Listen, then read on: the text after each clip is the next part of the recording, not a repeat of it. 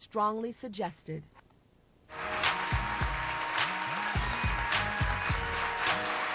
We're continuing our Focus on Race series by exploring celebrities and racial stereotypes.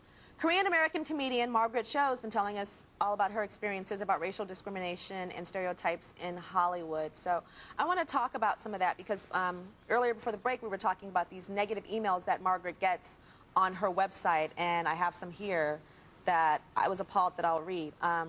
This hate mail. One of them says, "It seems like only yesterday that Chinese scientists successfully crossbreeded a pot-bellied pig and a whore. 9 months later, you were born." That's one. Isn't that hard? I mean, it's disgusting. It's also like we had to really think about it. Like, wow, you know, he really thought of, and I'm Korean, Yeah. so it's Yes. actually a Korean whore.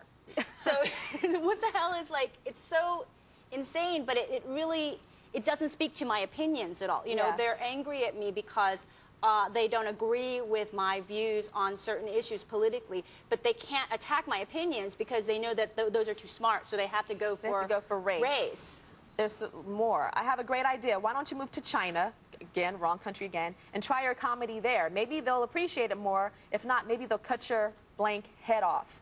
Another one.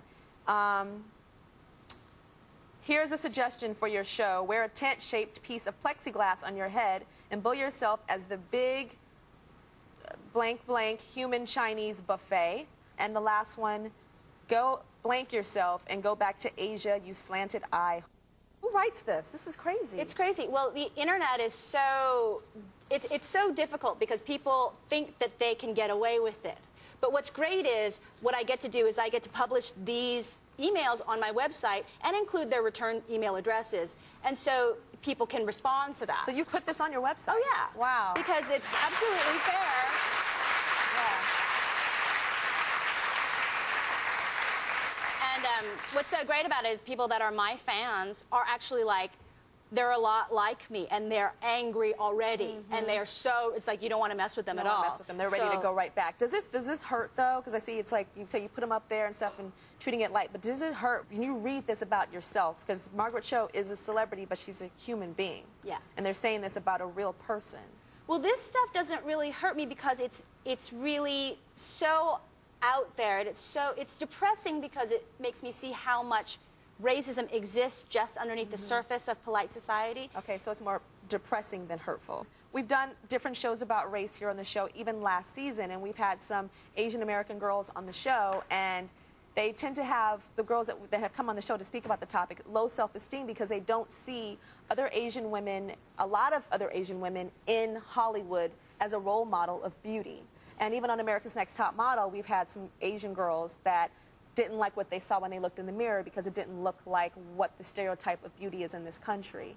And that's very painful for me as a woman in the industry, a woman of color, because we see black women, there's Halle Berry, there's Gabrielle Union, there's all these beautiful black women, Latin women, there's a myriad of that, white women, of course, a lot of that. But when it comes to Asian women in this industry, I mean, we can count them on maybe 2 hands. Right.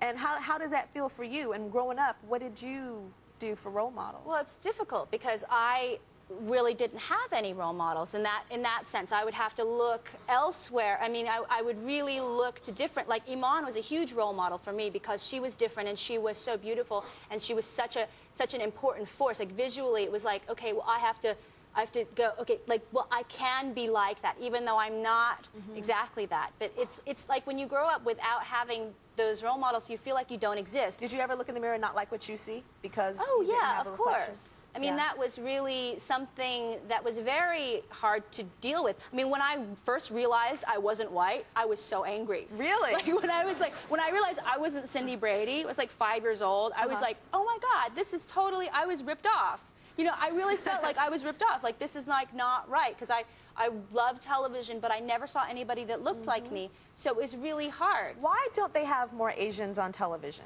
Why don't they have more? I mean, there's the Asian population in America is huge, but they don't have. I know you had the first Asian sitcom, probably the first and last. Yeah. Full Asian family sitcom. I know. You know, and you see it peppering. You see it on Grey's Anatomy here and there. You know, you see it here and there, but you don't really.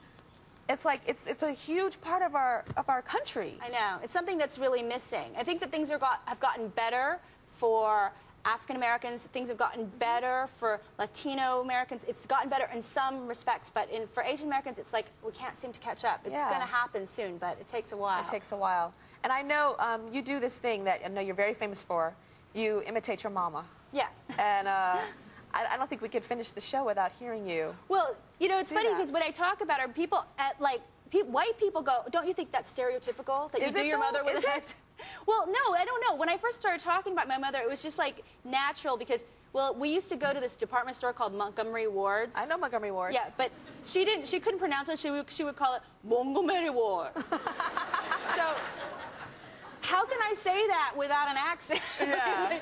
Montgomery Ward. It's not. She would say, we have to go to Montgomery Ward. And we would make her say it when we were kids because it was really funny to us. So, but it's weird. Like, how could you even, like, not have an accent and say it like that? It's weird. Well, I wish you strength in this industry. You've survived and continue to survive and continue to be successful. And everybody go get Margaret's book, I've Chosen to Stay and Fight, because she has chosen to stay and she fights every day. And it's now available in paperback, so go get it. We'll be right back.